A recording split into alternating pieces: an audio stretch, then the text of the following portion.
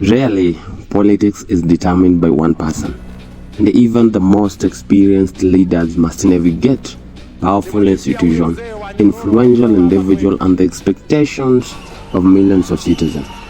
President William Ruto is widely regarded by both supporters and critics as the most skilled political strategist. Yet, like every other leader, his political future is shaped by forces beyond his direct control. And today, we want to examine the 4 forces that could influence President William Ruto's political journey.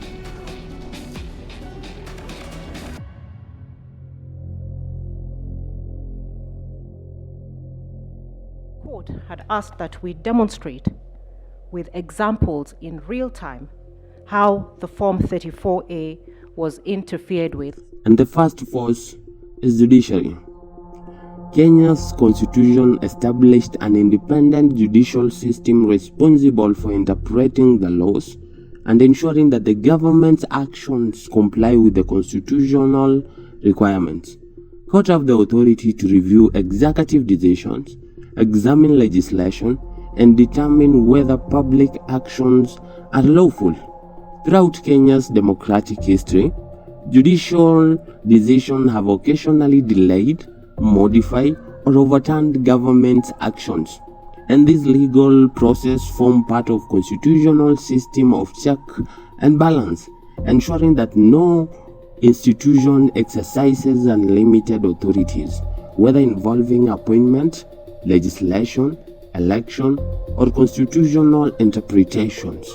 Court decisions can significantly influence the pace and direction of government policies. A declaration is hereby issued that the presidential election held on 8th August 2017 was not conducted in accordance with the Constitution and the applicable law, rendering the declared results invalid, null, and void.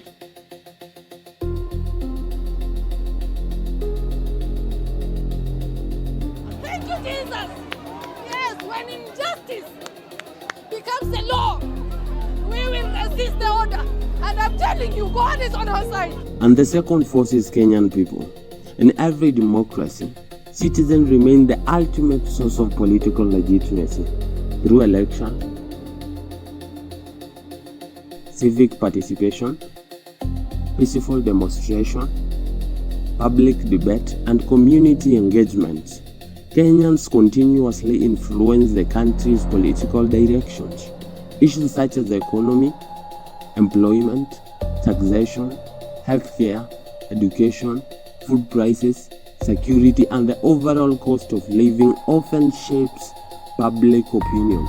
Nataka serikali sasa i-convert our agricultural based economy ya Trans Nzoia into industrial based economy kwa kupitia small cottage production. Kile ambacho mimi naomba tu serikali ikaweza kupunguza bidhaa ambazo zinahusu mwananchi wa chini.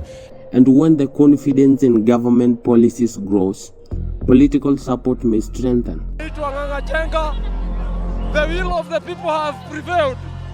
But when dissatisfaction becomes widespread, government often face greater political pressure.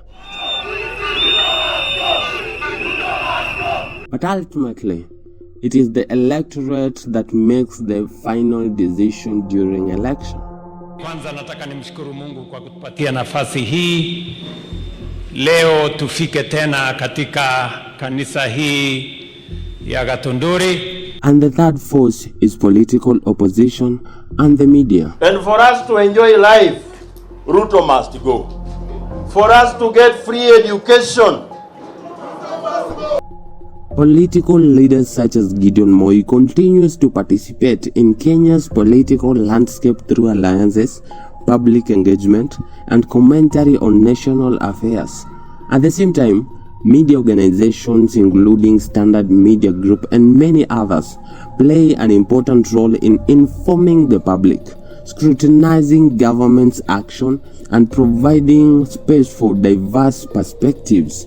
Investigative journalism, political reporting, and public debate can influence how citizens understand national issues. Hayuko genuine chezea. Wanataka aende aseme ameongea na Wakenya atina tuna support na tuisupport hata kidogo. The level of influence exercised by political figures or media organizations changes over time and remains the subject of ongoing public discussions. Wanajaribu kujionyesha kwa watu, kujitengenezea majina, lakini hiyo kitu tunajua itatuumiza kama wananchi. As president, you must learn very quickly to lead those who love you and those who loathe you with equal passion and commitment, because you are now the father of all. And the last force is the former President Uhuru Kenyatta. Although he no longer holds executive office, former president often retained influence through long-standing political relationships, institutional experience, and the extensive network developed during their years of leadership. Political analysts continue to examine the role that former leaders may play in shaping alliances, national conversation, and political realignment. However, the extent of that influence depends on changing political circumstances, public support, and the choices of the current political actors.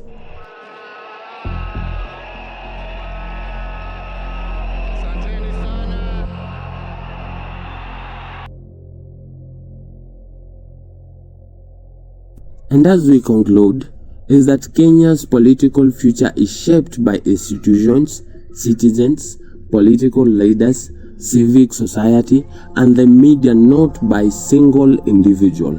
And as the country's democracy continues to evolve, these forces will remain the central to the national conversation and the direction Kenya takes. We would love to hear your perspective. Which of these four forces do you think will have the greatest influence on Kenya's political future? Share your thought in a comment section. And if you enjoyed these discussions, kindly subscribe to our channel. Until we meet again.